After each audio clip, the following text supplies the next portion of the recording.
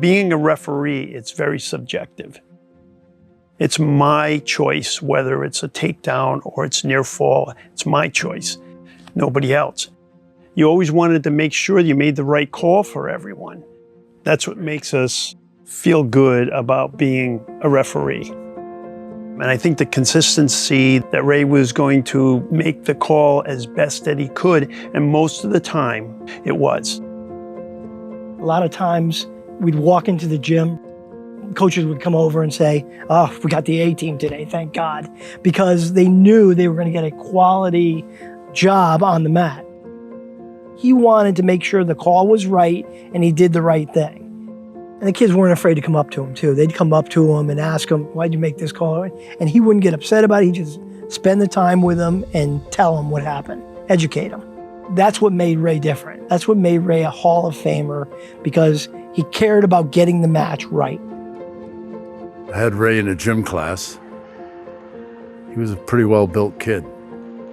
He started fresh. He never wrestled in his life. The sport seemed to grow on him. He loved it. I mean, no matter how hard we practiced and pushed him, he would do extra all the time. And he had that inner drive. He wanted to come out of those projects. He wanted to do well, and he did. He was a state place winner. He wanted to excel. I don't think I put it into him, but maybe I led him a little bit, pushed him. You know, we got very close. Wrestling is a different kind of sport. How many athletes are going to go out in the middle of a gym, one-on-one, in front of everybody?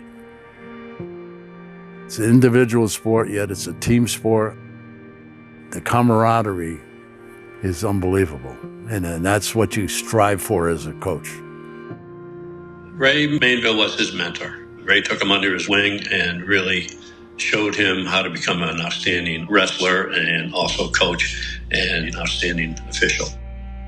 He always said that he was one of the hardest workers they ever had, and he could take a lot and always try to improve himself. Wherever it took, he would go that route.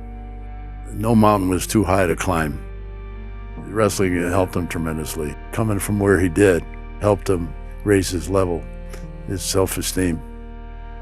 You know what? They say that if you do something you enjoy, it's never a job, right? Once Ray took up wrestling, there was just no stopping him. Ray didn't have the greatest background. And his background was such that he could have grown up to be a hard ass, but he wasn't. I mean, if he had to be, he could be, but he wasn't. I knew Ray had potential before I even watched him on the mat. When he walked into the gym, the way he held himself, the way he talked to the coaches, his demeanor. The most impressive thing about Ray was his ability to interact with the athletes on their level. Ray was a calming influence. Just a consummate professional, never got hot. One of the best decisions I had made as an assigner of officials nationally. He coached both at Platt and Maloney, both high schools in Meriden. Rarity. I don't think anybody else has ever done that. He was a Meriden born and bred, and he loved Meriden. He loved those Meriden kids. They knew him. They knew where he came from. We had the rivalry where you don't talk to the other person across town. He brought the two together and they found common ground. No question about it. A lot of it's due to Ray J because he worked both schools and he taught at Platt High School. He would do a lot behind the scenes with the kids, the at-risk kids. Ray was on the board for the youth program in Meriden. Help him out. He would officiate, fundraisers, sending kids to wrestling camps. A lot of kids through the youth program wrestled in high school, went to college, and a lot of them are officials. He wanted these kids to do better. They all looked up to him. And that's why he became a principal, an athletic director. He had those skills. But that's Ray. He wanted to get better and better. You could tell that he was an educator because of the way he worked with the kids and the patience he had with the coaches, parents in the stands. 50% of the people are going to agree with every call you make, and 50% are going to think you're terrible. Never fazed him. And I think that all goes back to his background of working with kids every day, and that made him what he was. He was one of the top officials in the state and also New England. They loved to see him at the State Open, all the big tournaments, because his ability as an official was outstanding. He knew the rules. He knew exactly what it was going to be. He explained it to the coach, and 9 times out of 10, the coach just walked away and going, all right, I get it. You know, he might not get it, but he got it. Ray made him feel like he got it. He had great respect for all the wrestlers, all the coaches, all the administrators, the table workers at tournaments. He had respect for everybody, but he also thought highly of the integrity of the sport. It was important to Ray. Ray was an integral part of our association, our executive committee. He always served on the executive committee, whether he was president, vice president.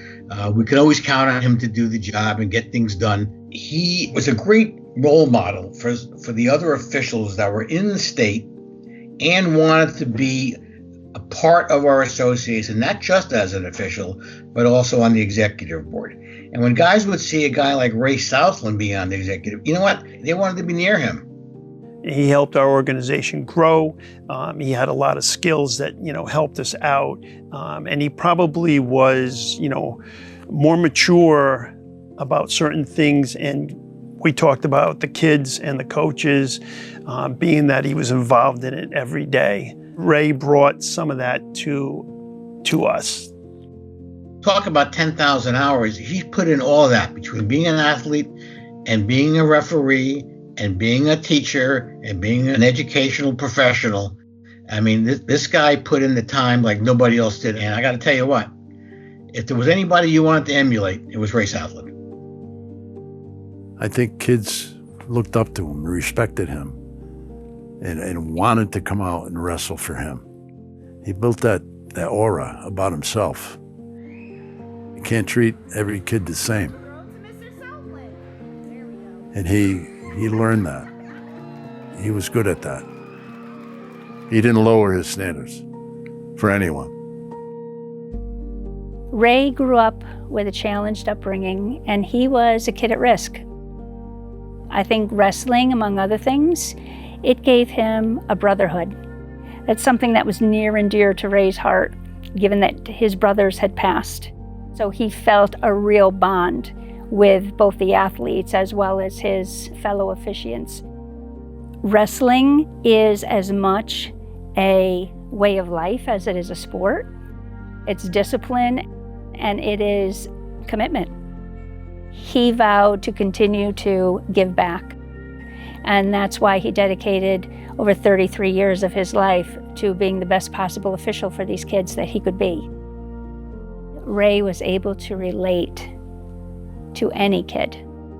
I think education was a way for him to continue that legacy.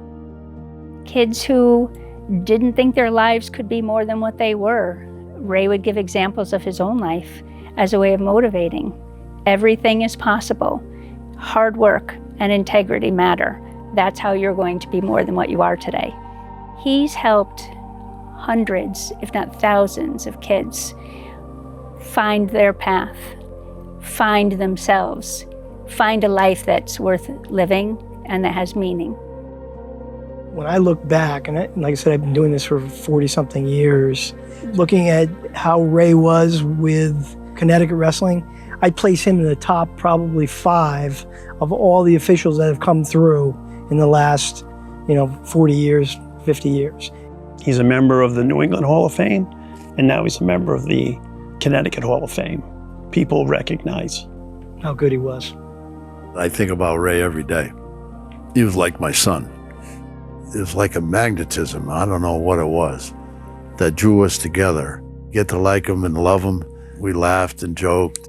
If I needed some answers on something I wasn't sure about, I would contact him. He earned my respect in all those ways. As a person, as a colleague, I just loved the guy.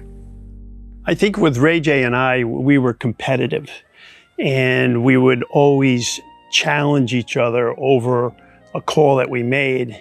He would say to me, "Why did you make that call?" I said, "Well, why are you asking?" We used to call them Heckle and Jekyll, the 2 crows that would go back and forth. When Ray was around, I was always happy. He always made me feel good. I mean, I don't know how he did that. The aura that came out of his soul was just beautiful. And I mean, it was so classy and so funny. His life lessons was something that we all laughed at. When he'd come off the mat, we'd say, "Hey, Ray, is someone learning a life lesson today?" And he'd go, "I certainly hope so." Not only was he a fantastic referee, but he was a real advocate for the sport and always trying to improve himself and improve the sport of wrestling in Connecticut. And I think that's a legacy that he has. Ray was a consummate professional. He was patient. He was a great educator. And anybody that was around him learned what a good man he was. And I know personally what a great husband he was. One of the unique honors given to Ray after he passed was from the state of Connecticut's General Assembly. In the spirit of Ralph Waldo Emerson, who said, "The purpose of life is not to be happy. It's to be useful, to be honorable, to be passionate, to have it make some difference that you have lived and lived well." That's what Ray was all about. Leave the world better than you entered it. He was able in his short life to accomplish more than I ever knew was even possible. And to this day, I know that there are many of his former students who have kept in touch. And I know Ray would be very proud.